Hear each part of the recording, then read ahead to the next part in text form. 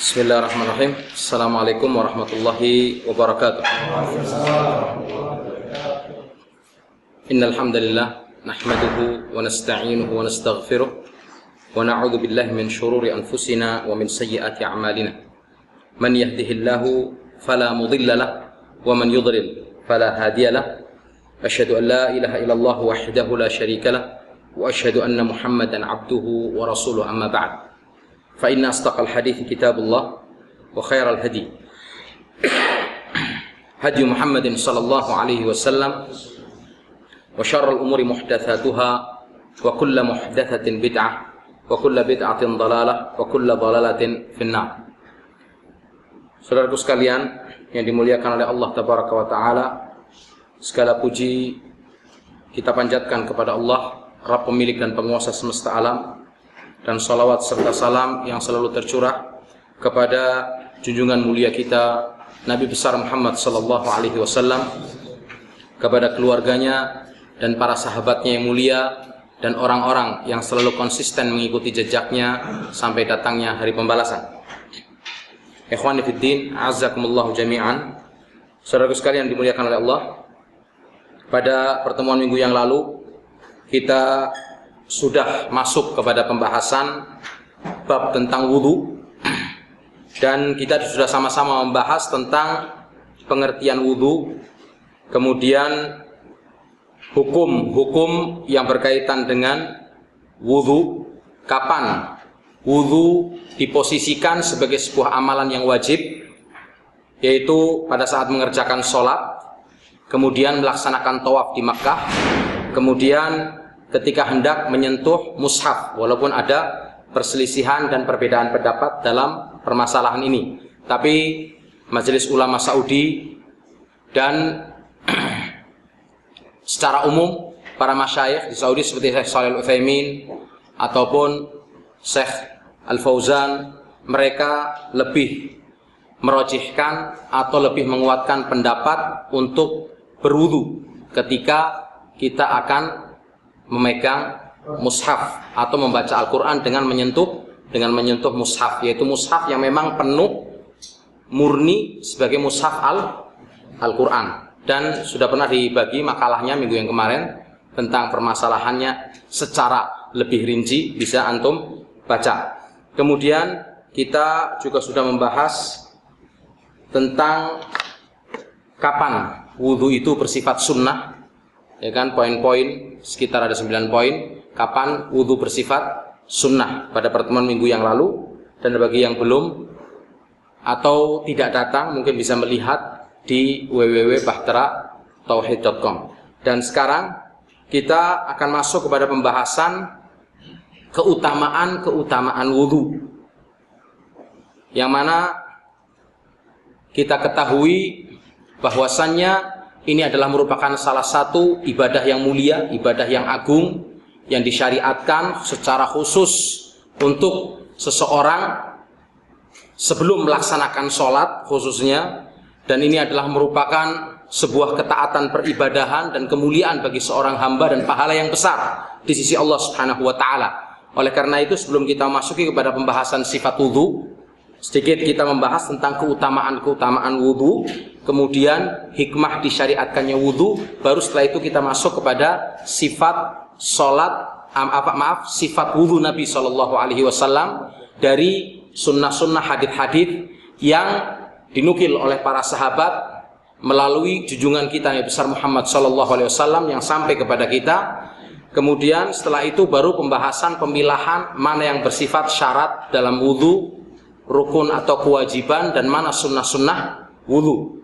Dan kita mulai pembahasan kita ini dengan menjelaskan tentang keutamaan wudu. Poin yang pertama, wudu, saudaraku sekalian, adalah merupakan sebuah amalan yang jelas akan mendatangkan kecintaan Allah Subhanahu wa ta'ala kepada para hamba itu sendiri. Sebagaimana Allah Subhanahu wa ta'ala berfirman dalam surat Al-Baqarah ayat 222 yang bunyinya, innallaha yuhibbut tawwabin wa yuhibbul mutatahhirin. Sesungguhnya Allah Subhanahu wa ta'ala mencintai orang-orang yang bertobat dan orang-orang yang mensucikan diri mereka. Dan salah satu cara untuk mensucikan diri seorang muslim adalah dengan berwudu bagi hadas kecil. Adapun hadas besar juga termasuk sebagai salah satu cara untuk mensucikan diri, yaitu dengan mandi. Dan disebutkan dalam hadis yang diriwayatkan oleh Imam Ahmad, wala yuhafidz 'alal wudu illa mu'min. Dan tidak ada, ya kan, yang menjaga wudunya, tidak ada orang yang senantiasa menjaga wudunya kecuali dia adalah seorang mukmin, seorang yang beriman. Kemudian yang kedua, wudu adalah merupakan ciri umat Nabi Muhammad SAW, khususnya kelak nanti pada hari kiamat, saat mereka dibangkitkan oleh Allah Subhanahu wa taala dalam keadaan bersinar dan indah karena apa? Bekas wudunya ketika hidup di dunia. Sebagaimana dijelaskan dalam sebuah hadis, Rasulullah SAW bersabda, "Inna ummati ya'tuna yaumal qiyamati ghurran muhajjalin min hatharil wudu." Ya kan? "Faman istata'a minkum an yutila ghurratahu falyaf'al." Muttafaqun alaih. Di sini Rasulullah bersabda, umatku akan dibangkitkan kelak nanti pada hari kiamat dalam keadaan berseri-seri, bersinar, bercahaya, ghurral muhajjalin atau ghurran muhajjalin. Ghurran muhajjalin di sini adalah warna putih yang ada pada bagian kuda, bagian kepala kuda. Ini dalam istilah bahasa Arabnya. Kita lihat kuda kan, khususnya kuda Arab itu biasanya ada warna putih di bagian kepalanya. Atau disebutkan maknanya adalah al-muhajjalin dari kata at-tahjil yang artinya adalah warna putih di bagian tangan dan kaki kuda perang. Jadi makna hadis ini adalah cahaya yang terpancar dari anggota tubuh yang terkena wudu ketika dilakukan di dunia. Disitulah akan tampak dan menjadi pembeda. Inilah umat Nabi Muhammad SAW yang datang dan dibangkitkan pada hari kiamat, dikumpulkan dalam keadaan muka mereka berseri-seri, bercahaya karena bekas wudu yang pernah dia lakukan di dunia. Faman istata'a minkum an yutila ghurratahu falyaf'al, kata Rasulullah. Dan barang siapa yang mampu untuk memperpanjang, melebihkan ghurrahnya, maka hendaklah dia lakukan. Maksudnya batasan, ya kan, kita diperintahkan untuk mencuci tangan sampai sini, sampai ke siku. Kita lebihkan. Tujuannya apa? Supaya bagian akhir, batas akhir tercuci dengan secara sempurna. Nanti seperti dijelaskan, ya kan? Mengusap kepala, dimulai dari tempat tumbuhnya rambut sampai ke tengkuk.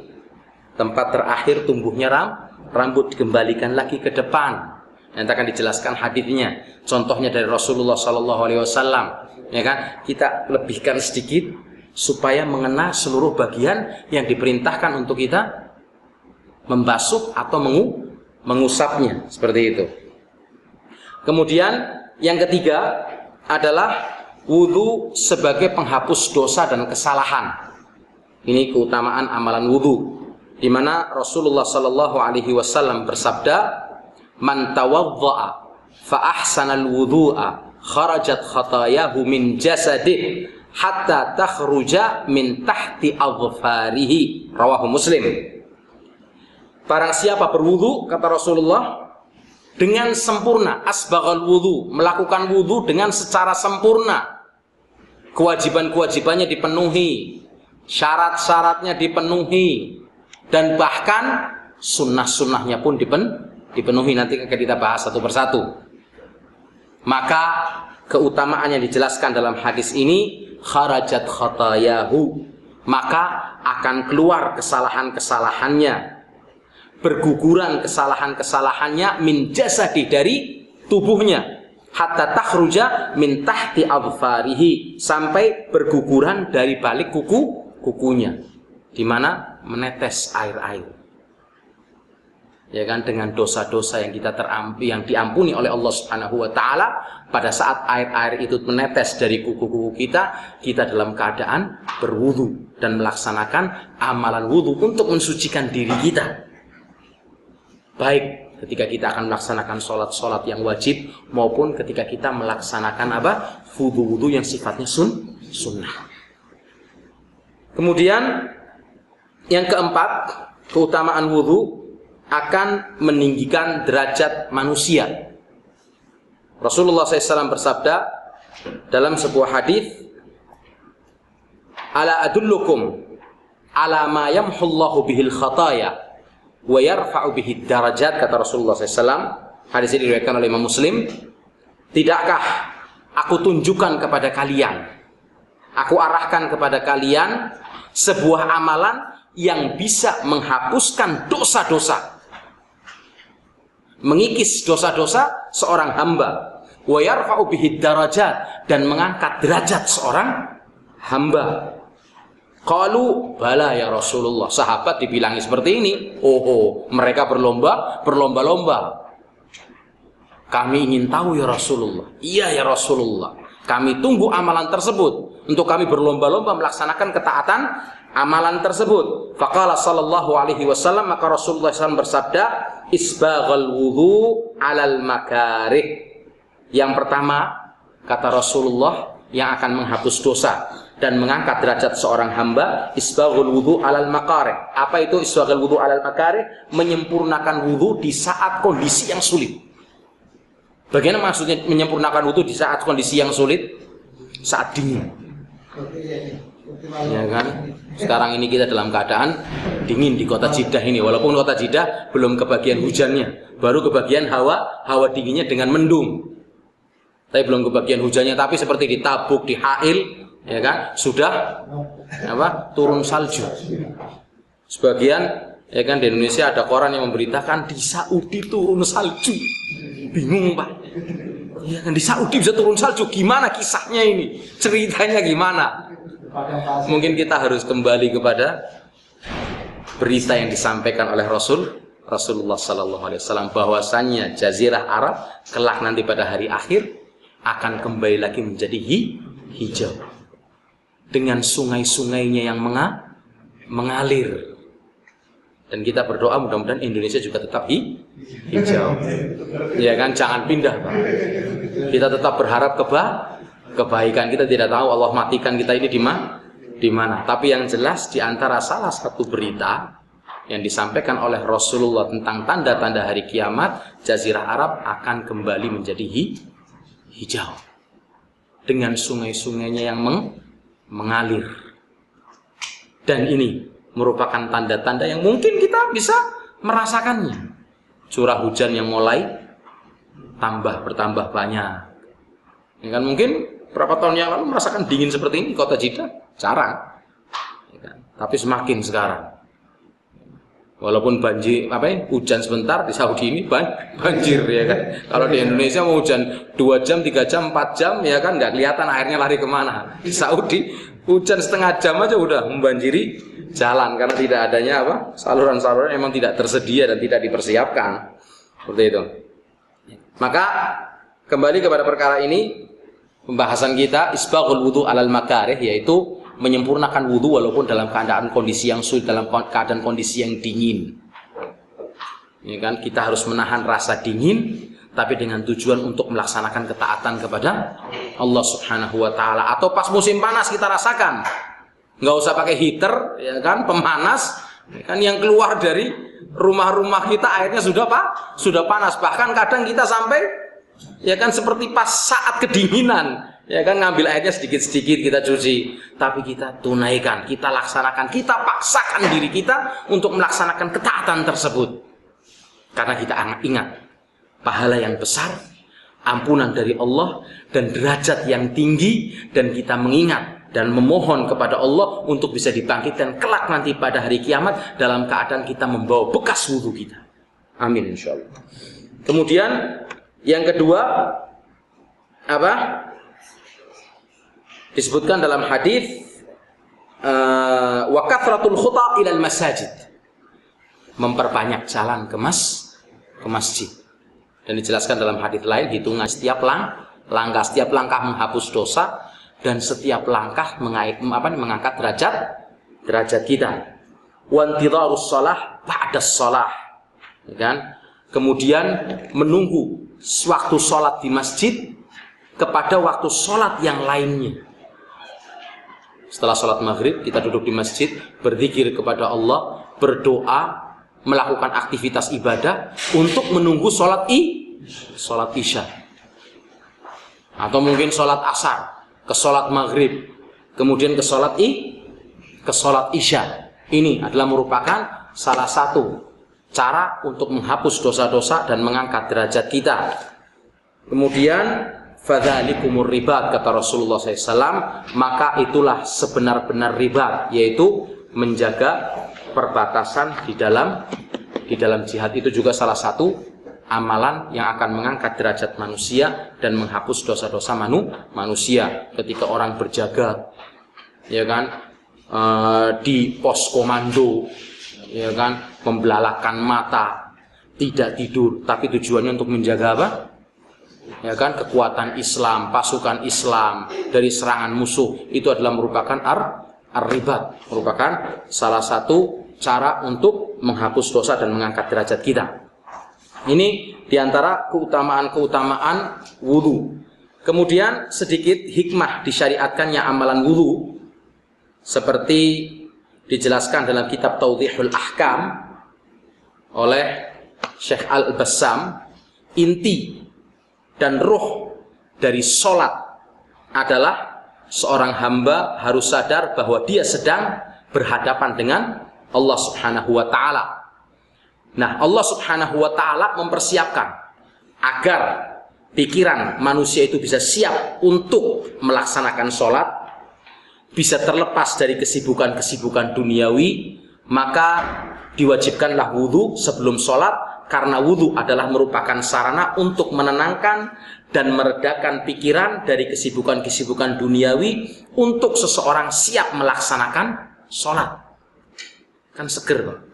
Begitu diguyur air, setelah 1 jam, 2 jam, 3 jam duduk rapat, ya kan, saling adu argumentasi, ya kan, mengeluarkan pendapat, ya kan, memeras otak, ya kan, untuk membuat trik-trik baru dalam perdagangan dan lain sebagainya. Tapi ketika datang waktu sholat, ingat berwudu, ya kan, dibasuh muka, ide-ide cemerlang keluar lagi, ya kan.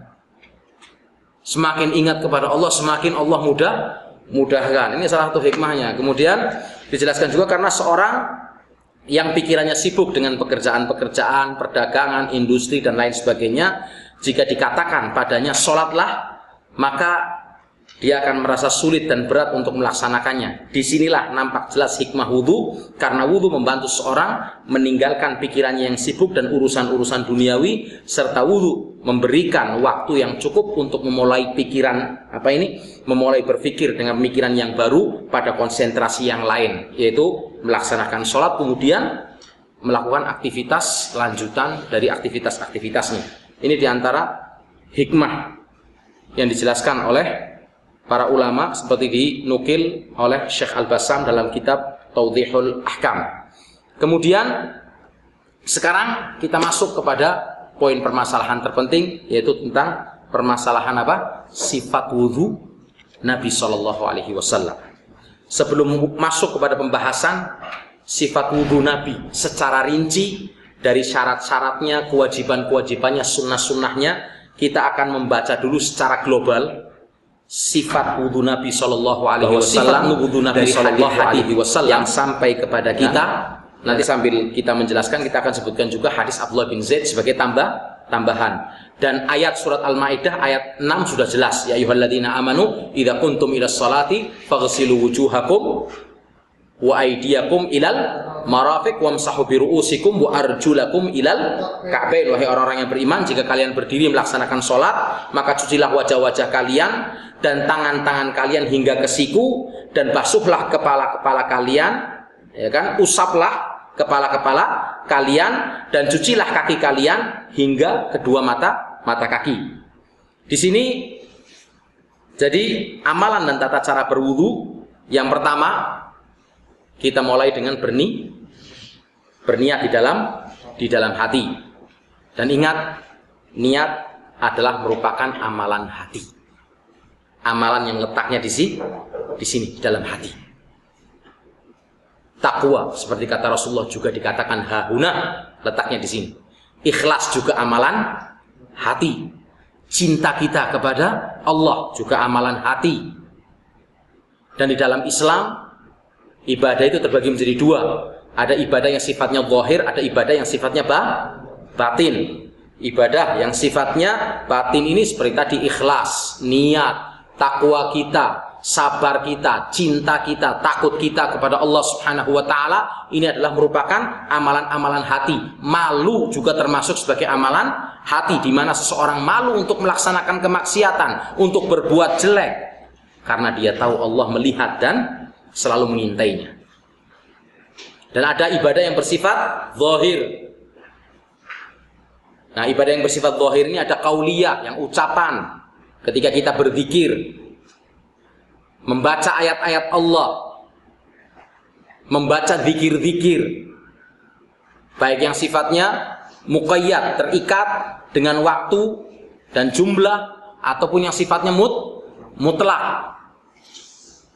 Ada yang bersifat amalan jiwa raga, seperti kita menggerakkan tangan kita untuk takbiratul ihram, ruku, sujud, lempar jumrah, dan lain sebagainya. Kemudian ada yang bersifat harta. Nah, niat adalah merupakan amalan hati dan jelas tempatnya di dalam hati. Adapun perkara melafalkan niat, menjaharkan niat, ini yang dipermasalahkan. Kenapa? Karena tidak pernah disyariatkan dan tidak ada satu dalil pun yang sahih dari Rasulullah SAW bahwasanya Rasulullah pernah mengajarkan, menganjurkan untuk melafalkan niat sebelum wudu. Nawaitu wudu'a dan selanjutnya. Tidak pernah kita dapatkan hadis sahih, nggak usah sahih, dhaif, bahkan maudhu pun tidak ada. Pernah Rasul mencontohkan dan memerintahkan para sahabatnya sebagai generasi termulia untuk melafalkan niat, menjaharkan niat sebelum berwudu. Dalilnya tidak pernah ada. Nanti akan kita bahas dengan secara lebih rinci dalam permasalahan niat untuk sholat. Biar tidak terulang-ulang, maka lebih saya utamakan pembahasan ini ketika membahas tentang permasalahan sholat, niat dalam sholat, tentang permasalahan melafalkan niat. Dan kita akan jelaskan bagaimana Imam Syafi'i sendiri tidak pernah mengajarkan, ya kan, untuk melafalkan niat. Tapi yang ada dan diajarkan oleh Imam Syafi'i, seseorang dalam keadaan sadar menghadap kiblat dan niatnya tetap di dalam hati dan tidak dilafalkan. Dan niat masuk dalam syarat wudu. Karena juga ada perbedaan pendapat di antara ulama, niat masuk dalam syarat wudu, dan ini adalah merupakan pendapat jumhur para ulama.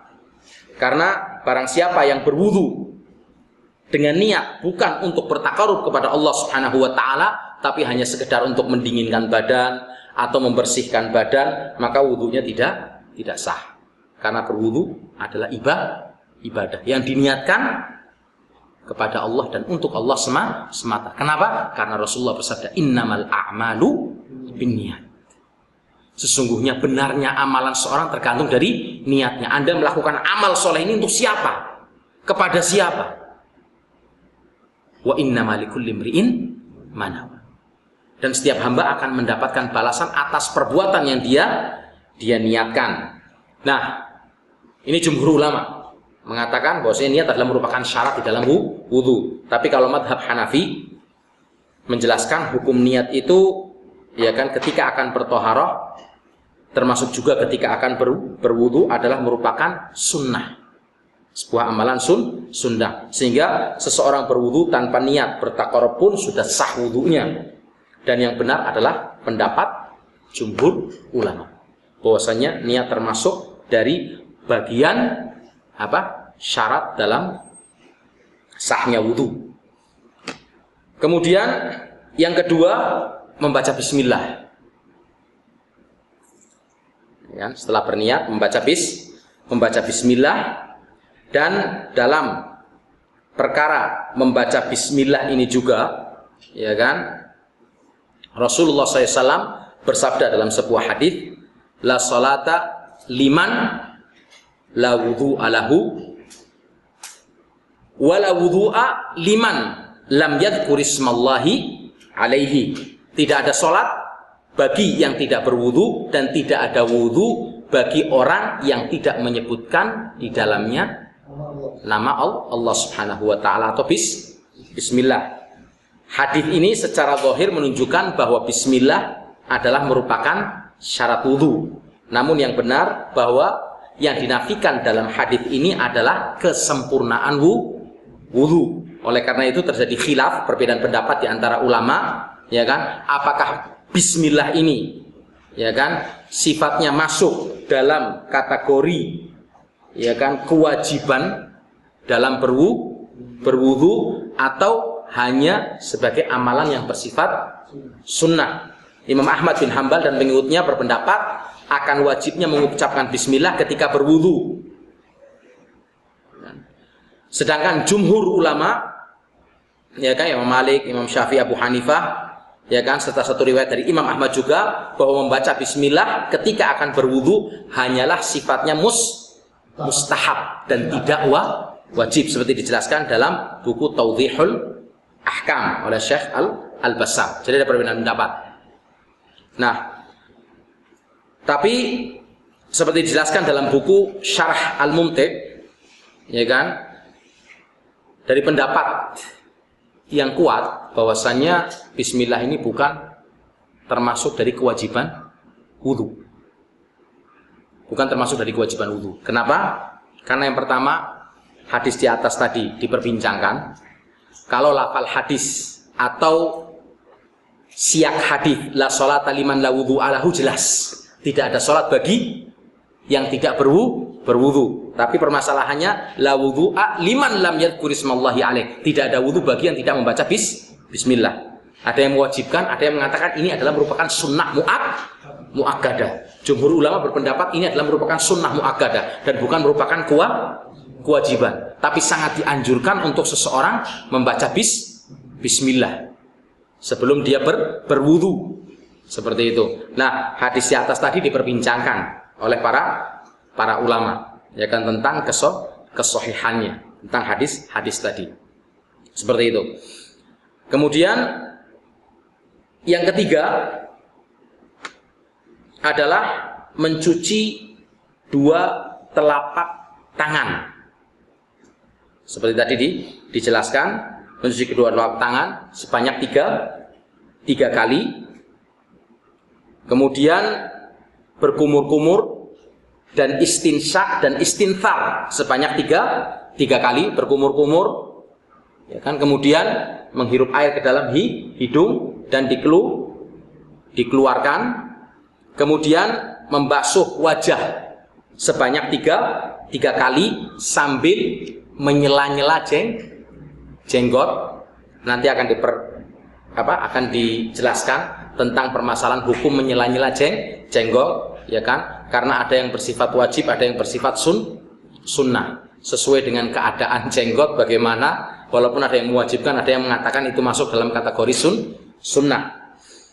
Kemudian dijelaskan batasan muka, bahwa batasan muka dalam wudu adalah dari atas, dimulai dari tempat tumbuhnya rambut sampai dahi ujung bagian bawah di atas manik-manik milik pria ini.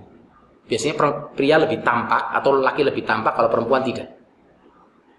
Ini batasan muka. Kemudian dari samping dimulai dari telinga, ya kan, sampai ke telinga. Dari sini sampai ke sini, awal telinga. Ini batasan muka. Makanya ketika kita berwudu diusahakan untuk kita menyempurnakan basuhan muka kita, ya kan, dari mulai tempat tumbuhnya rambut sampai ke bawah sini, tempat tumbuhnya jenggot di atas manik-manik, dan sampai ke awal dari telinga. Awal dimulainya bagian telinga. Kemudian yang ketujuh adalah mencuci tangan dari ujung jari sampai ke siku 3 kali. Setelah itu yang kiri tadi sampai ke siku.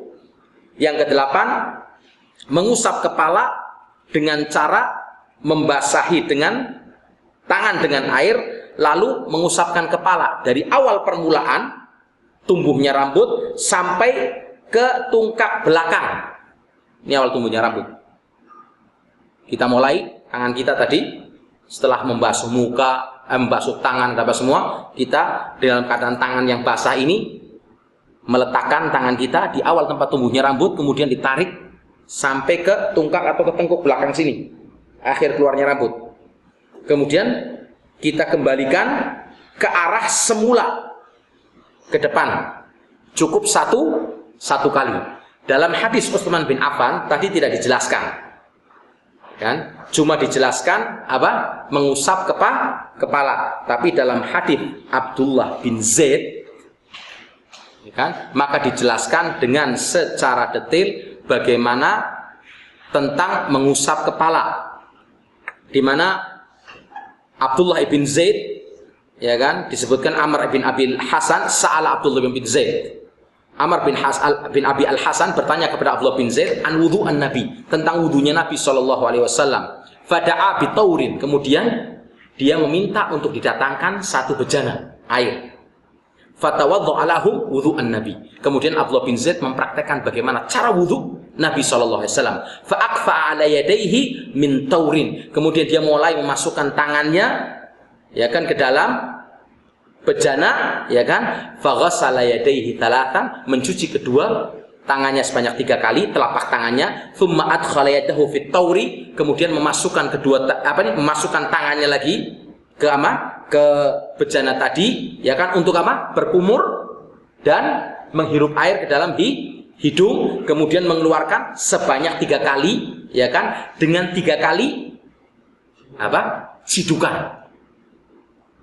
Dengan 3 kali gerakan tangan mengambil air atau 3 kali cidukan. Jika 3 kali ayunan air, tangan.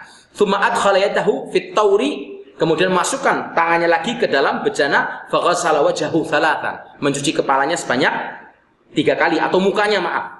Tsumma adkhala yadayhi faghassalahuma marrataini ilal mirfaqain, kemudian memasukkan, ya kan, kedua tangannya dan mencuci kedua tangannya sampai ke siku sebanyak 2 kali. Tadi disebutkan 3, kemudian 2 kali. Nanti akan disebutkan bahwasanya kewajiban mencuci itu 1, 2, dan 3 adalah merupakan sunnah, seperti itu.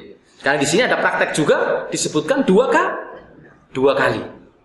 Jadi kalau kita mungkin mencuci 3, kemudian pas bagian tangan 2, kan? Kemudian kepala 1, kemudian kaki 1, tapi bersih dan mengena seluruh bagian, maka wudhu kita sah, seperti itu.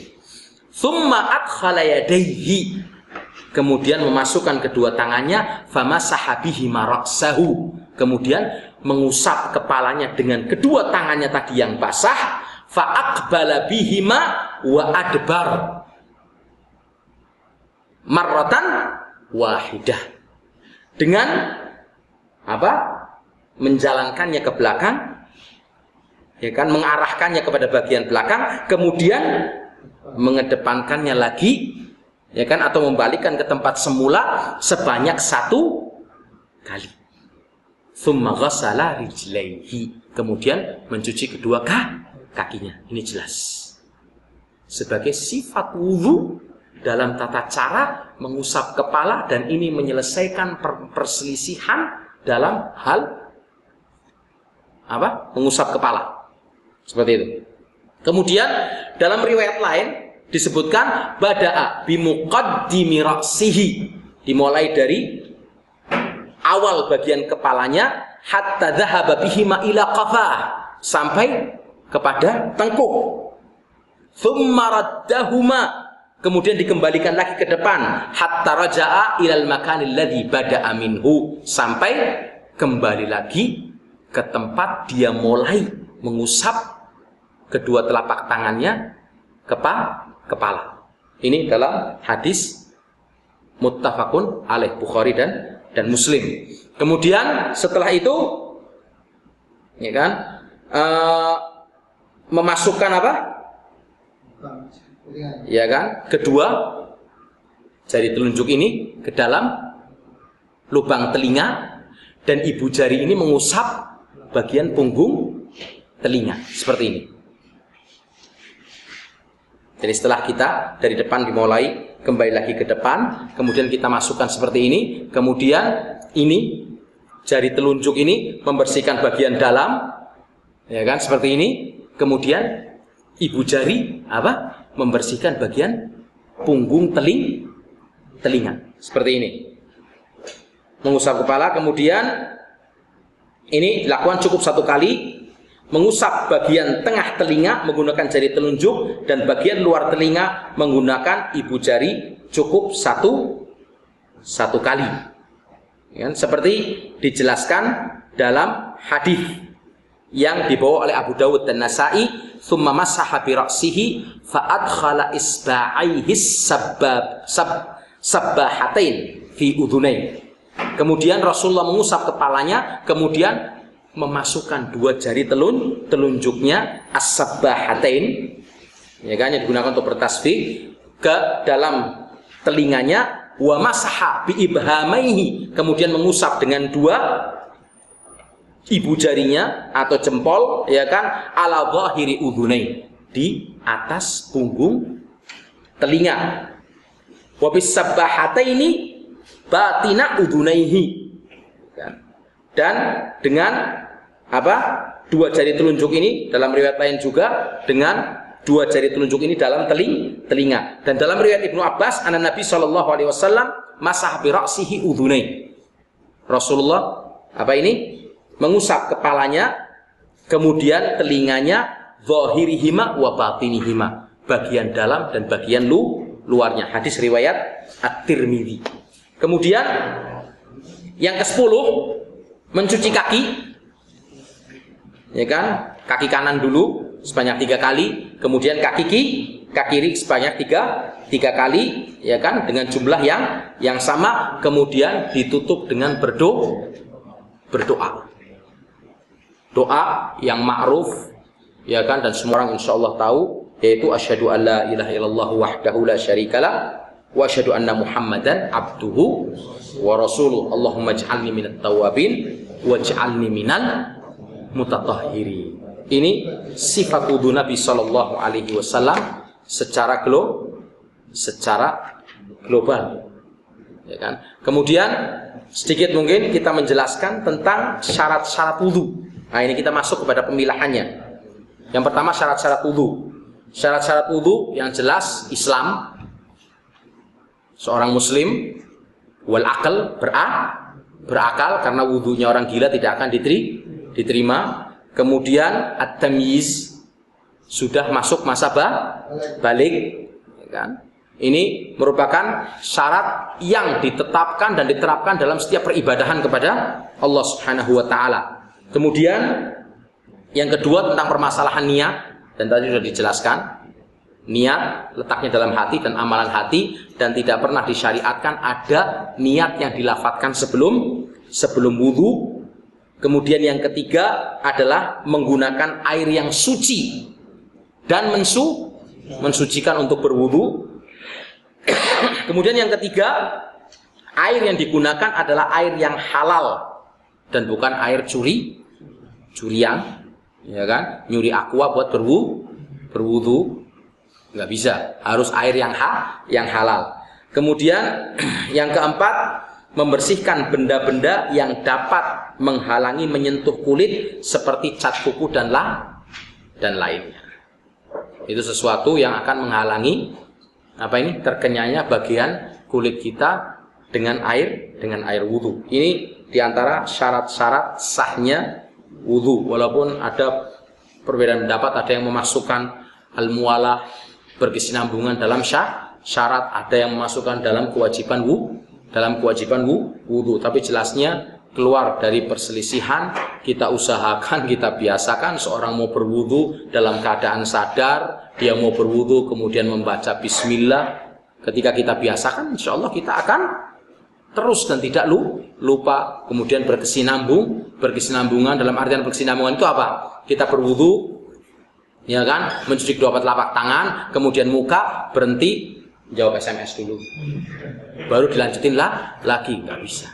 Selesaikan dahulu. Bahkan ada contoh dari Rasulullah SAW, ada orang mengucapkan salam, Rasulullah tidak diam, Rasulullah diam, ya kan, kemudian baru menjawab salamnya setelah berwudu. Kata Rasulullah, tidak ada yang menghalangi untuk mengucapkan salam kecuali aku lebih suka untuk menjawab salam dalam keadaan berwudu, dan aku, ya kan, lebih suka dalam keadaan suci untuk berzikir kepada Allah Subhanahu wa taala. Ini diantara syarat-syarat wudu. Kemudian tentang kewajiban wudu. Wudu kapan bersifat mana poin-poin wudu, amalan-amalan wudu yang bersifat wajib. Jelasnya seperti disebutkan tadi dalam ayat yang 4 tempat itu, ya kan? Yang pertama apa? Faghsilu wujuhakum, ya kan? Membasuh wajah, ya kan? Termasuk berkumur-kumur dan al-istinsyak, termasuk berkumur-kumur dan al-istinsyak. Ini masuk dalam hal kewajiban wudu. Masuk dalam hal kewajiban wudu, membasuh wajah termasuk berkumur-kumur dan termasuk apa? Menghirup air ke dalam hidung dan mengeluarkannya. Ini masuk dalam kewajiban wudu. Membasuh muka, kemudian berkumur dan beristinsyak. Kenapa? Karena dijelaskan bahwasannya hidung dan mulut letaknya di bagian muka dan termasuk dari bagian muka. Makanya sifatnya mengikut dan masuk dalam kewajiban wudu.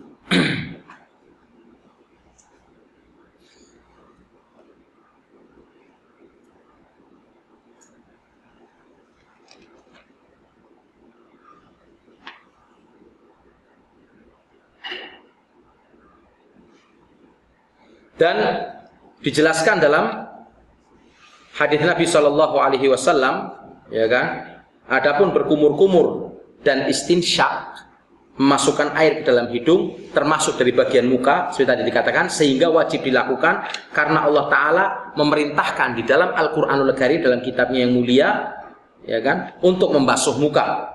Di samping itu, ya kan, telah sah dari Nabi Shallallahu Alaihi Wasallam dan Rasulullah selalu terus-menerus ketika melakukan wudu, membasuh muka, beliau melakukan kumur dan istinsyak dalam setiap berwudu, sebagaimana telah diriwayatkan oleh seluruh sahabat Nabi Shallallahu Alaihi Wasallam, meriwayatkan dan menerangkan tentang tata cara wudu Nabi Shallallahu Alaihi Wasallam yang keseluruhannya menunjukkan bahwa membasuh wajah dan diperintahkan juga di dalam Al-Quranul Karim meliputi berkumur-kumur dan istinsyak, seperti dijelaskan dalam kitab As-Sailul Jarrar yang disebutkan oleh Imam Asy-Syaukani atau dikarang oleh Imam Asy-Syaukani.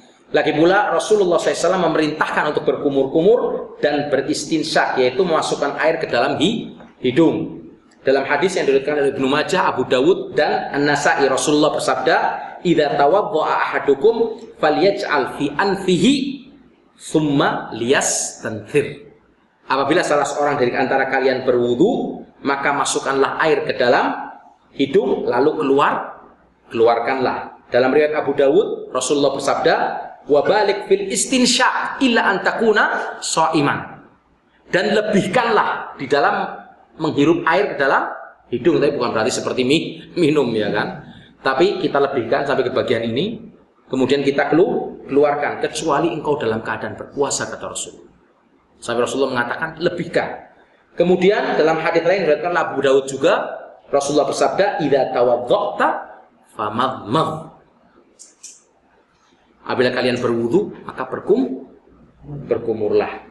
Ini menjelaskan bahwasannya berkumur, istinsyak adalah merupakan kewajiban dalam wudu juga. Kemudian mencuci kedua tangan sampai ke sampai ke siku.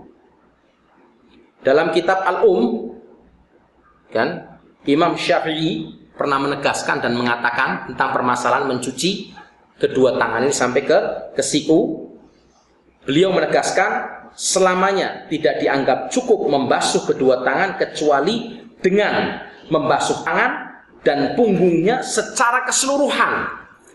Punggungnya secara keseluruhan sampai ke siku. Jika ada bagian dari tangan tersebut yang tertinggal walaupun kecil, maka dianggap tidak sah membasuh tangannya. Selesai dalam kitab Juz 1 halaman 20-25. Perhatikan. Makanya nanti dijelaskan di antara sunnah-sunnahnya adalah kita sambil menggosok seperti memijat. Kenapa? Supaya sampai ke seluruh bagian yang diwajibkan untuk kita membasuhnya. Kemudian mencuci kedua kaki sampai ke mata kaki. Ini juga merupakan kewajiban.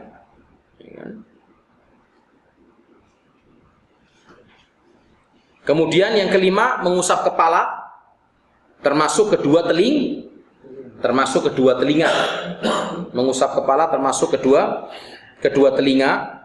Dan di sini mungkin perlu kita jelaskan sedikit karena memang ada perbedaan pendapat.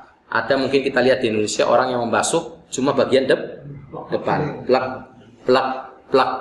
Padahal tadi dijelaskan dalam hadis Rasulullah membasuh secara keseluruhan.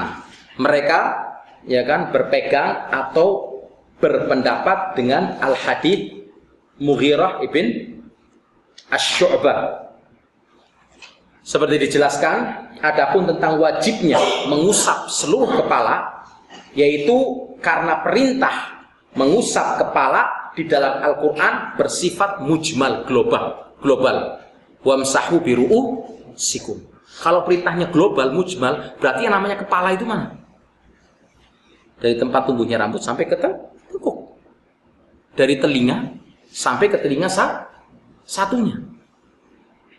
Ini alasan yang pertama.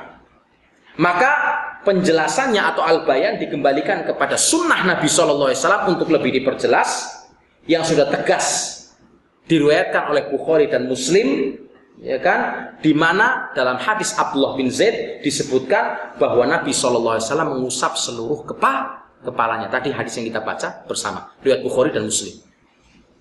Sampai dijelaskan dari mulai depan ke belakang, kembalikan lagi, lebih diperinci lagi dalam hadis Abu Dawud, memasukkan jari telunjuk ke dalam telinga, kemudian ibu jari mengusap bagian punggung telinga.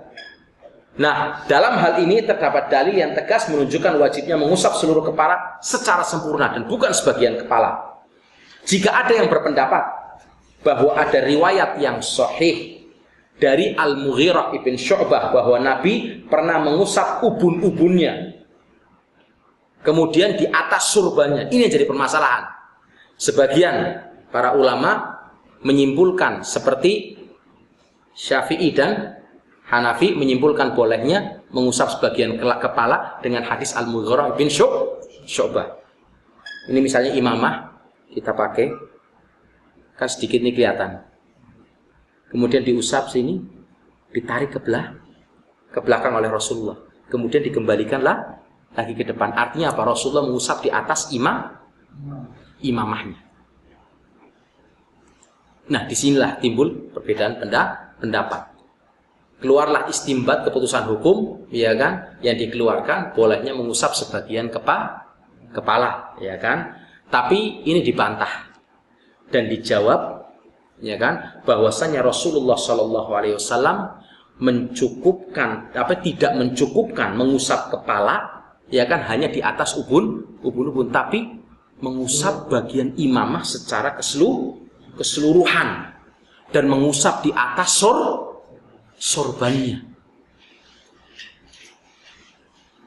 Walaupun ketika itu Rasulullah dalam keadaan memakai imamah. Dan kalau kita kembali kepada hadis Al-Mughirah bin Syu'bah, dijelaskan Nabi sallallahu alaihi wasallam tawaddu'a famasaha binasiyatihi. Rasulullah berwudu dan mengusap bagian ubun-ubunnya wa 'alal imamah, dan di atas sorbannya atau imamah, wal khuffain, di atas kedua khufnya atau kedua kaos kakinya. Ini menunjukkan bahwasanya Rasulullah tetap mengusap dengan secara sempurna, bukan sebagian kepala. Beliau menyempurnakan dengan mengusap sisa kepalanya di atas surbannya. Yang demikian, ini dalam riwayat Al-Mughirah tersebut tidak terdapat syarat yang menunjukkan bolehnya mengusap hanya di atas ubun-ubun saja, karena buktinya Rasulullah mengusap seluruh sorban. Seperti itu. Nah, dalam hal ini kan, mengusap kepala ini ada dua permasalahan yang bisa kita tetapkan, ya kan? Ada dua kemungkinan. Nabi SAW pernah hanya mengusap sorbannya dan pernah hanya mengusap kepalanya yang dimulai dari ubun-ubunnya, karena bisa jadi sorban penuh begini, Pak. Ubun-ubunnya pun tidak kelihatan. Maka ada rukhsah mengusap di atas sorban tanpa terlihat ubun-ubun, atau agak ketarik ke belakang. Mengusap ubun-ubun kemudian dilanjutkan kepada sorbannya. Ya kan? Nabi SAW mengusap ubun-ubunnya langsung melanjutkan mengusap dengan sorbannya, atau sama sekali tanpa sorban seperti biasa, tarik ke depan seperti ini. Ini dalam hal mengusap kepala, dan pendapat yang paling kuat adalah tetap hukumnya mengusap kepala dengan secara keseluruhan, bukan sebagian kepala. Seperti itu. Kemudian ketika mengusap kepala, mengusap kedua telinga. Kenapa? Karena Rasulullah SAW bersabda, al-udhunani minar ra's, bahwasanya kedua telinga itu termasuk dari bagian kepala. Kedua telinga ini masuk dalam bagian kepala, makanya mengusap atau mengusap telinga ini adalah merupakan hal yang diwajibkan juga ketika kita mengusap kepala. Kemudian yang keenam berurutan masuk dalam kewajiban yang dikatakan dalam bahasa Arab bukan berurutan at-tertib. Yang keenam at-tertib artinya apa? Tertib. Seperti tadi diperintahkan, ya kan? 1, 2, 3, 4, 5, ya kan? Dimulai dari apa? Tangan. Walaupun bersifat sunnah, kalau tangannya enggak dicuci berarti dari muka, ya kan? Kemudian apa? Sambil berkumur dan beristinthar, masukkan air dalam hidung, kemudian dilanjutkan dengan, ya kan, setelah muka apa? Tangan, kemudian kepala, kemudian kaki. Ini adalah merupakan kewajiban. Ini kan at-tertib, li'anna Allah dzakarahu murattaban. Dalilnya mana? Harus berurutan. Allah Subhanahu wa taala menyebutkan dalam Al-Qur'an maupun di dalam hadis Nabi, contoh dari Rasulullah dan para sahabatnya mencuci bagian-bagian wudu dengan secara berurutan. Ini. Wa tawaddu'a Rasulullah SAW murattaban. Rasulullah berwudu dengan secara berurutan. Seperti dijelaskan dalam Al-Qur'an, ya kan, dari mulai muka, tangan, kepala, kemudian kedua kaki, seperti dijelaskan dalam sifat wudu Nabi yang terkumpul dalam hadis-hadisnya yang sahih. Kemudian yang terakhir dari kewajiban-kewajiban wudu adalah apa?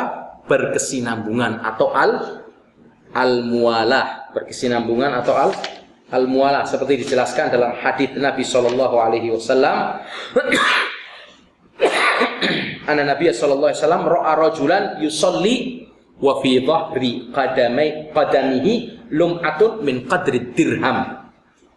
Lam yusib halma fa amarahu Nabi sallallahu alaihi wasallam an yu'idal wudu wassalah. Rasulullah pernah melihat seseorang dari sahabatnya berwudu dan ketika itu di salah satu dari bagian kakinya ada seperti satu koin, ya kan, satu koin bagian yang belum terkena air wudhu. Maka ketika itu Rasulullah memerintahkan sahabat tersebut untuk mengulangi wudhunya dengan secara sempurna. Kalau ini bukan kewajiban wudhu, maka tinggal ngambil air kemudian diusapkan bagian yang belum terkena. Tapi ini buktinya apa? Dalam hadis ini dijelaskan Rasulullah memerintahkan untuk mengulangi wudhunya. Tidak sah. Ya kan? Tidak sah. Artinya apa? Bahwasannya berkesinambungan atau al-muwalah dalam bahasa Arabnya adalah merupakan salah satu kewajiban wudhu. Walaupun sebagian ulama ada yang memasukkan ke dalam syarat wudhu. Wallahu alam. Mungkin ini saja, ya kan, yang bisa kita bahas pada pertemuan kali ini. Insya Allah pada pertemuan minggu berikutnya kita membahas tentang sunnah-sunnah wudhu, ya kan. Kemudian dilanjutkan dengan hal-hal yang membatalkan wudhu dan beberapa permasalahan seputar wudhu. Semoga bisa bermanfaat. Apabila ada kekurangan, mohon maaf. Bahwasanya kesempurnaan hanya milik Allah Subhanahu wa taala dan manusia penuh dengan kesalahan dan dosa, dan kita berusaha untuk selalu bertobat dan mencari yang terbaik dan mendekatkan diri kepada Allah Subhanahu wa taala. Subhanakallahumma wa bihamdika asyhadu an la ilaha illa anta astaghfiruka wa atubu ilaik. Assalamualaikum warahmatullahi wabarakatuh.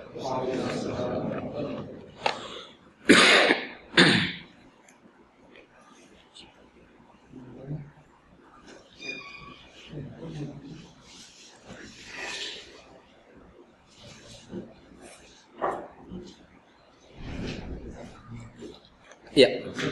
Tadi disebutkan di antara pertama itu amalan adalah menyempurnakan wudhu. Apakah termasuk menyempurnakan wudhu itu adalah membasuh anggota tubuh, anggota wudhu tadi itu 3 kali. Kan kalau yang wajib itu cuma sekali. Nah, apakah termasuk kesempurnaan wudhu itu membasuhnya 3 kali atau?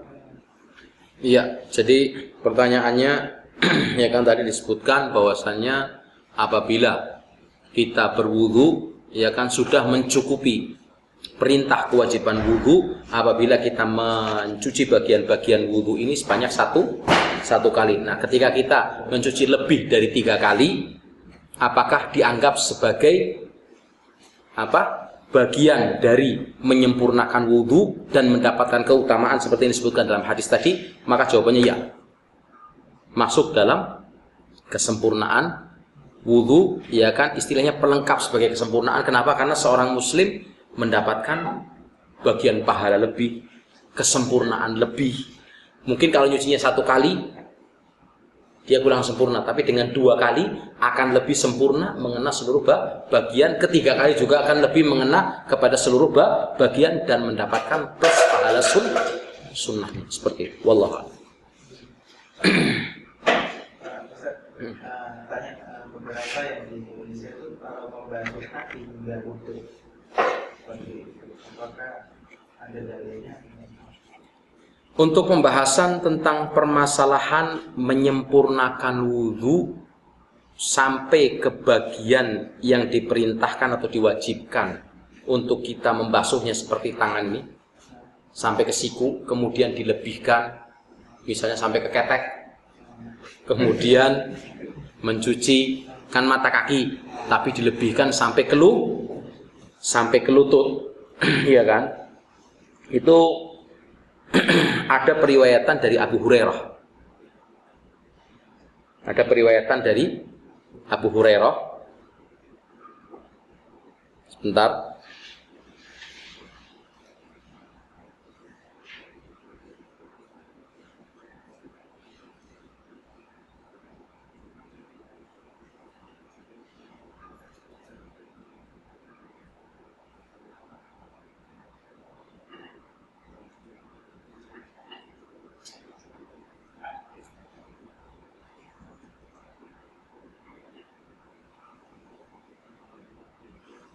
Di sini disebutkan dalam riwayat Muslim, anna Abu Hurairah tawadda'a fa ghassala yadahu hatta ashra'a fil adud.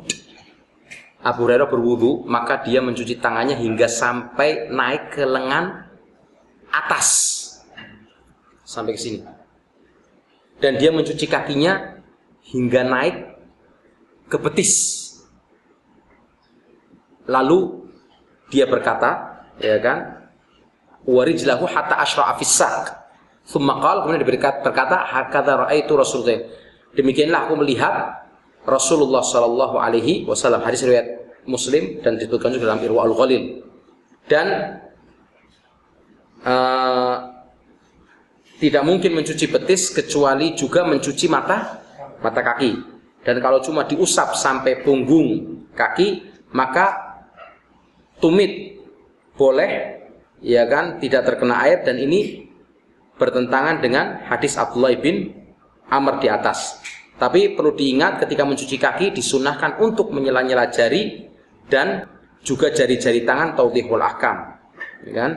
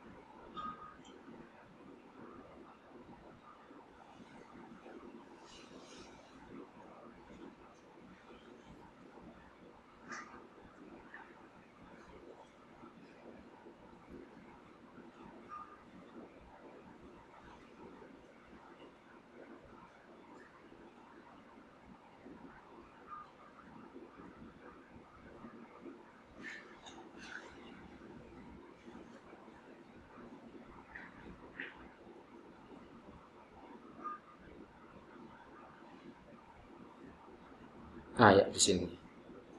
Ini perkataan Ibnu Qayyim dalam ayat Al-Maidah 6, tempat anggota wudu hanya dibatasi pada siku dan kedua mata kaki. Adapun perkataan barang siapa yang mampu untuk memanjangkan, ya kan? Ini bukanlah perkataan Rasulullah SAW, tetapi merupakan mudraj, sifatnya tambahan perkataan dari Abu Hurairah dalam Musnad Imam Ahmad. Nuaim Al-Mujmiri, perawi hadis ini berkata, aku tidak tahu perkataan barang siapa yang mampu untuk memanjangkan wurahnya maka hendaklah melakukannya, merupakan perkataan Rasulullah SAW atau perkataan Abu Hurairah. Berkata Ibnu Qayyim, tambahan ini adalah mudraj dari perkataan Abu Hurairah, bukan dari perkataan Nabi SAW. Hal ini telah dijelaskan oleh banyak hafidz, bahkan dalam satu hadis yang diriwayatkan oleh Imam Muslim nomor 250 dari Abi Hazm, beliau berkata, aku di belakang Abu Hurairah dan dia sedang berwudu untuk sholat, dan dia mencuci tangannya hingga ke ketiaknya. Maka aku bertanya kepadanya, wahai Abu Hurairah, wudu apa ini? Maka beliau berkata, wahai Bani Faruh, apakah engkau di sini? Kalau aku tahu engkau di sini, maka aku tidak berwudu seperti ini. Aku mendengar kekasihku Nabi SAW bersabda, panjangkanlah perhiasan seorang mukmin, ya kan? Panjangnya perhiasan seorang mukmin tergantung panjang wudunya. Hadis ini jelas menunjukkan bahwa wudu yang dilakukan Abu Hurairah hanyalah ijtihad dari beliau.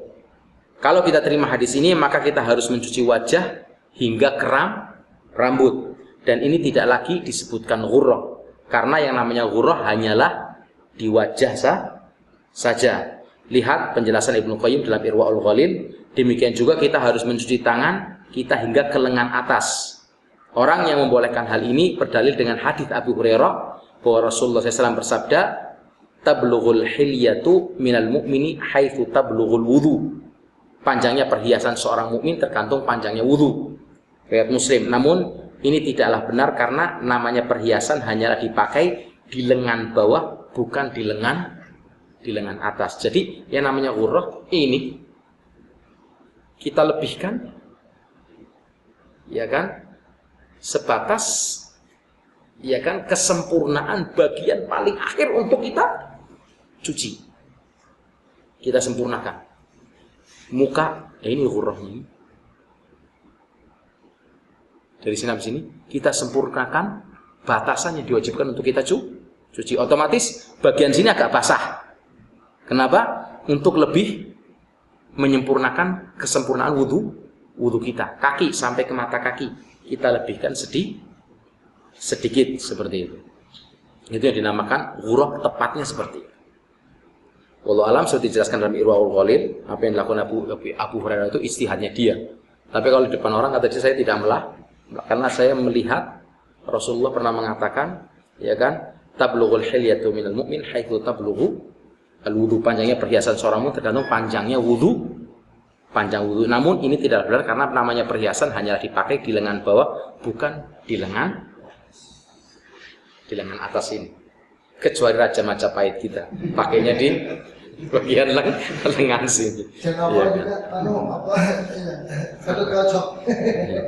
Wallahu a'lam. Seperti namanya ghurrah ya berarti kita menyempurnakan bagian wudu dengan secara sempurna untuk kita suci. Kasus yang sampai wudu itu bisa dikatakan membuang air.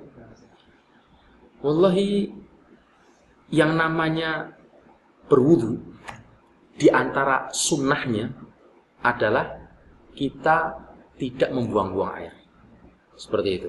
Nanti akan ada pembahasan dalam sunnah-sunnah wudu. Di antara keutamaan wudu adalah sunnah-sunnahnya kita tidak berlebih-lebihan dalam membuang air. Karena kalau kita lihat wudu Rasulullah, para sahabatnya dengan bejana-bejana. Tapi kadang memang kita kalau nggak buka keran dengan secara keras nggak asik. Dan wudunya kita orang Indonesia kalau nggak keluncur, basah semua, kurang mantap, ya kan? Makanya orang-orang di Mekah paling seneng sebenarnya kalau misalnya gedungnya disewa oleh orang Indonesia, cuma muskilahnya orang Indonesia satu. Kenapa? Kalau orang Turki wetnya dalam beberapa waktu cuma sekali, orang Indonesia dalam 1 minggu bisa berapa kali wetnya. Yang jelas disunahkan untuk kita menjaga wudu kita khususnya dalam permasalahan air. Salah satu sunnahnya adalah kita tidak berlebih-lebihan dalam menggunakan air. Menggunakan air secukupnya. Rasulullah SAW bersabda, ya kan, dalam sebuah hadis, annahu sayakunu fi hadhil ummah qaumun ya'taduna fit tuhur. Ay yusrifuna fi ma'il wudu, rawahu Abu Dawud. Akan muncul sebagian orang dari kalangan umatku yang boros dalam menggunakan air. Maksudnya apa? Orang yang berlebih-lebihan dalam berwudu.